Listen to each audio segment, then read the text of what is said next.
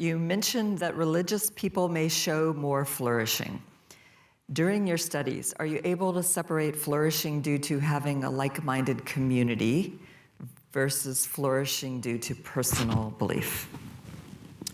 Yeah, so it's a good question, and I would say that other forms of community participation are unquestionably also related to higher flourishing, and I think likewise should be promoted. I think one of the real losses during the COVID-19 pandemic has been the deterioration of community, and I think we need to work hard to rebuild those communities. I think it is both constitutive of flourishing and contributes to these various aspects of flourishing. I mean, having said that, I would say the best data suggests that, and this is mostly kind of US, Europe data.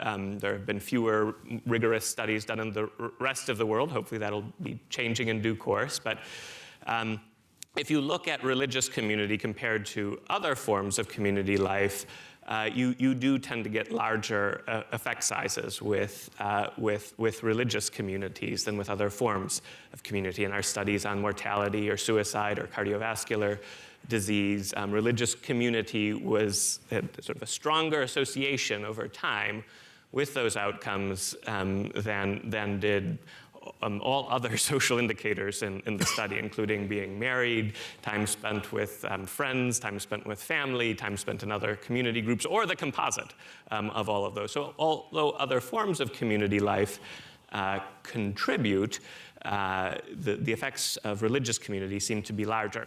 However, if you look at, again, these are the statistical associations over time with simple beliefs or private practices, you find relatively little association with those health and well-being outcomes over time. So I think what this suggests is it's sort of the coming together of the religious and the social that's giving religious community life its power. It's that shared understanding of the world. It's the participation in an institution that extends beyond one's own life. It's that sense of common purpose and common end, that seeking of what is transcendent, and that doing all of this together that seems to be giving religious community its effect. So it is, I think, an important social undertaking. And I think that would certainly be the teaching of the Christian faith itself, that it's not our coming to this as individuals, but as a church, as a community. And I would say that's reflected in the longitudinal statistical associations as well.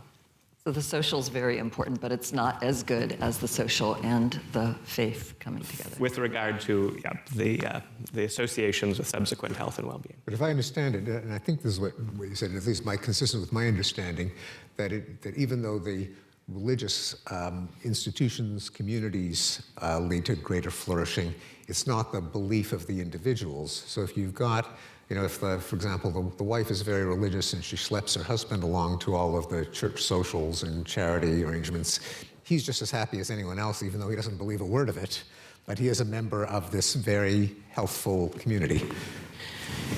That's actually more complicated. I mean, I wouldn't say we have definitive evidence on this yet, but some studies suggesting if there's a discordance between the person's belief and the communities, that itself can be a source of unhappiness. That can create cognitive difficulties, greater sense of depression. I wouldn't say that's results definitive, but there's some indication of that in the literature. So again, I think it's the coming together.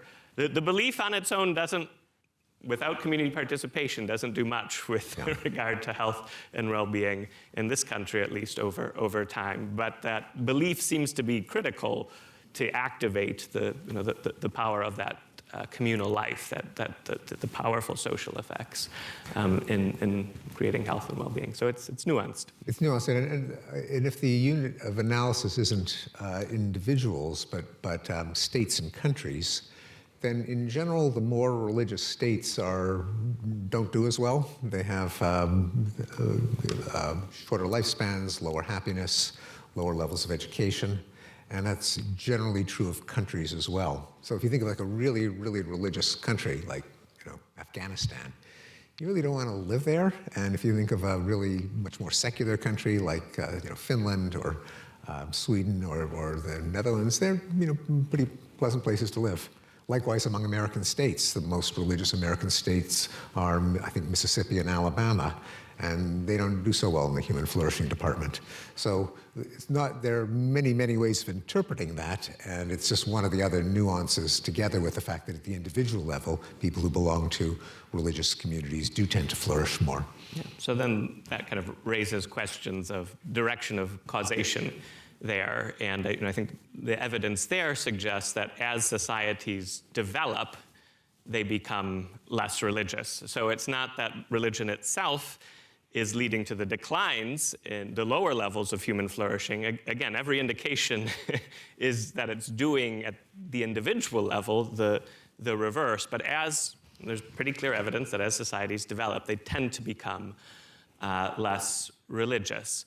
And to my mind, that raises questions of how are we carrying out economic development? Are we compromising questions of meaning and purpose? Are we compromising spiritual ends in pursuit of material goods? And I don't want to deny that material goods are goods. These things are important. The achievements with regard to health and literacy have been extraordinary. But I think we shouldn't limit our indicators of the progress of nations to those economic indicators. They should be a part of it, unquestionably, but I think we want to carry out development in a way that respects the totality of a human person.